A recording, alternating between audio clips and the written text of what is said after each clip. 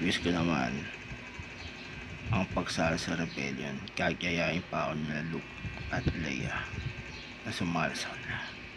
At parehas naman ang characteristic type namin ni Jesus Christ. Tama, kung nabuhay-buhay lang ako ng mahaba-haba, ay sasali ako sa nangyaring rebellion ngayon ng Rebel Alliance.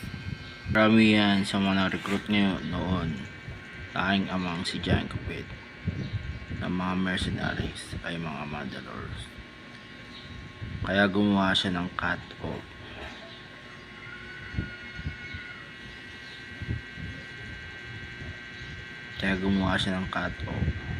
Para mapagdesisyonin niya at mawala ang mga contact namin doon sa outside world. Tapos malalaman ko sa isang mando ng dating nakasama ng aking ama na hindi na daw nag-exist kahit kailan ang project na yun, dahil daw napagdesisyon dati ng aking ama na i-cut off lahat ng contact namin sa outside world. Kaya hindi na napakinabangan ng project niya at napuntuhan kahit kailan. Gusto ko sanang humingi ng tawad sa lolo ko, si Vader, dahil tinatawag ako ng light side. Pero hindi niya alam na ako ang tumatawag sa kanya para bumalik siya sa light side. Akala niya tuloy ang kanyang inang si Leia ang ipapabalik sa kanya. Kaya medyo naiinis ako ngayon dahil sa medyo katangan na ginawa ng aking apo tungkol sa nararamdaman niya na bumalik sa Force. Bala ko muna sanang kalimutan ang paghahanap ko sa aking mga magulang. At gusto naman takbuhan at kalimutan ni Phil ang kalupitan ng First Order. At gusto rin sana ni Poe Dameron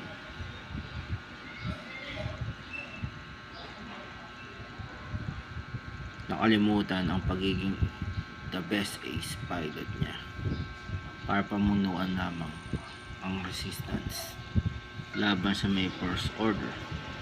Kaya siguro Piag Cruz ang nandas naming tatlo ng tadhana ay para sagipin ang buong galaxy mula sa mga dark side threat nito. Sa mga dark side threat nito at extreme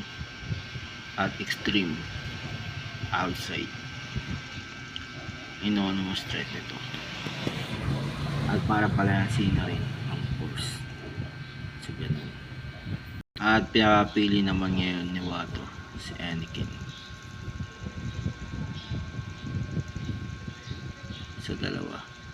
Kulay blue ako at red naman ang kanyang ina, kaya nalilito ngayon si Anakin kung sino ang pipiliin niya sa dalawa.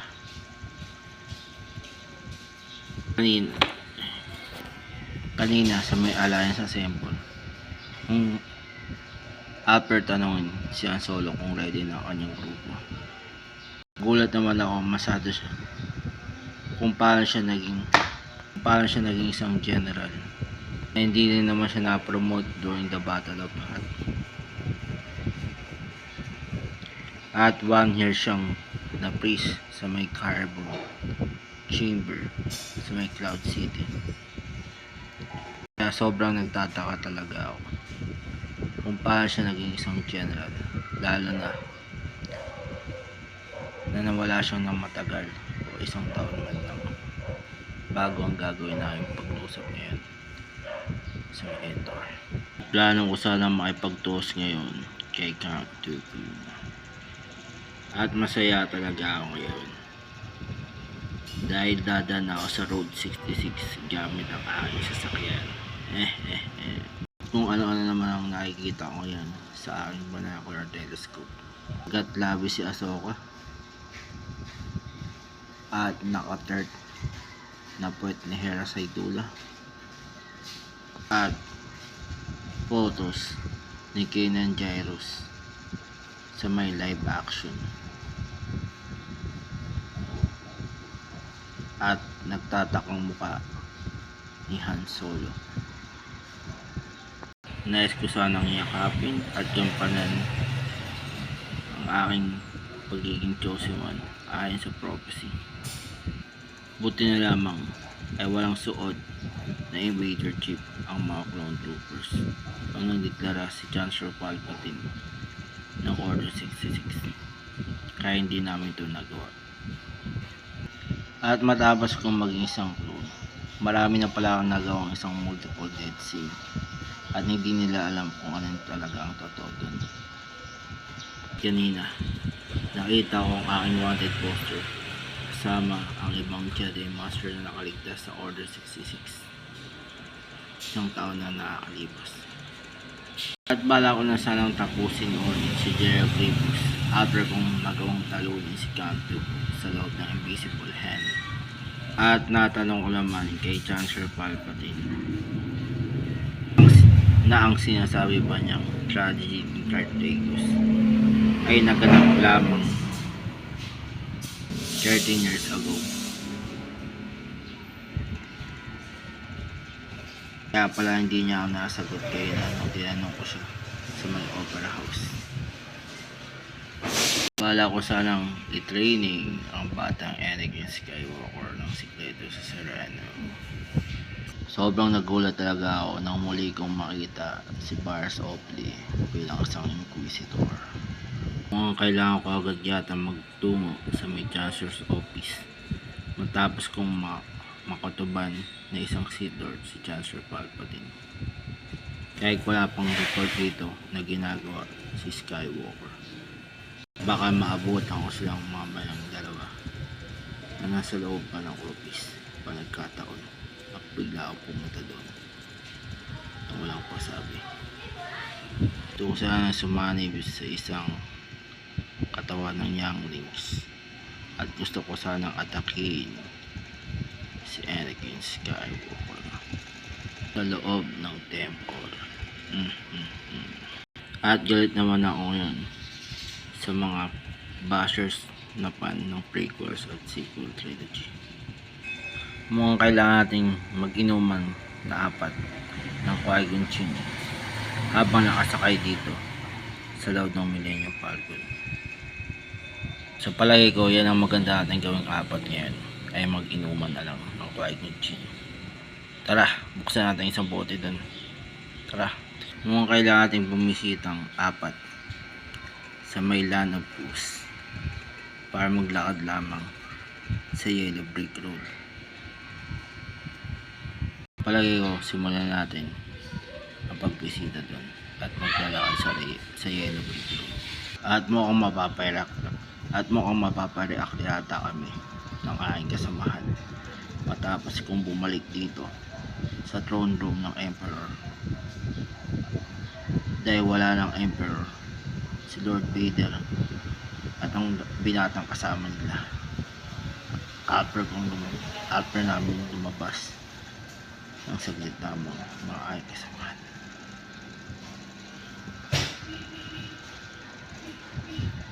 At aaminin ko na mas worse ngayon ang second castle ko kumpara sa first.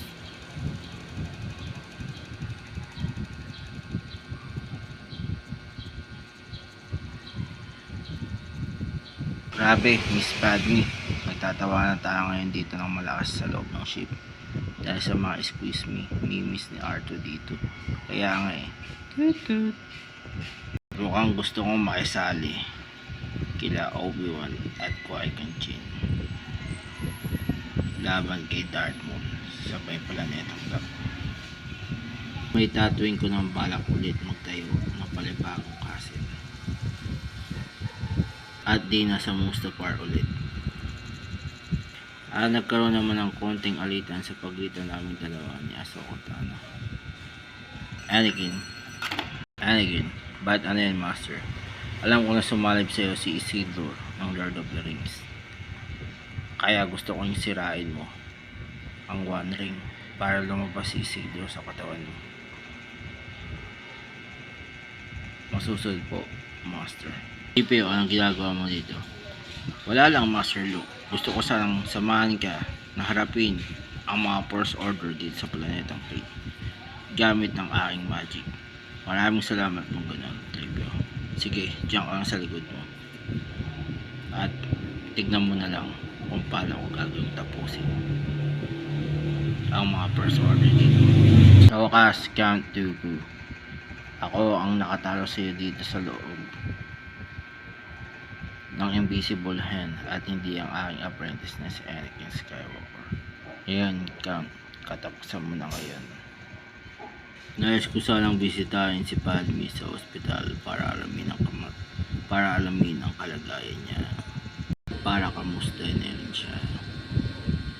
At sa wakas, Maul, binabati kita. Welcome nga pala dito sa Jedi Temple. Dahil nauna kaming nakakita sa iyo at hindi ka napunta sa kalaban naming Sith. Kaya ngayon ay isasana gagawin ka namin isang Jedi Knight at dadaan ka sa matinding pagsasanay upang maging isang ganap na malakas at matalinong Jedi Master pagdating ng panahon. Maraming salamat, Master Mist at Master Yoda. Walang anuman yan. Sige, magpahinga ka na. Opo, mga Master. Plano ko rin sana magsuot ng armor tulad kay Vader kapag sumama ako sa kanyang sakupin ng buong galaxy. Para magkasama kami ni Anakin at sabay namin sakupin ni Anakin ang buong galaxy. Kapag nakasuot na kami ng mga baluti na dalawa. Ay, gusto ko sanang silipin kung anong talaga ang nasa loob nito.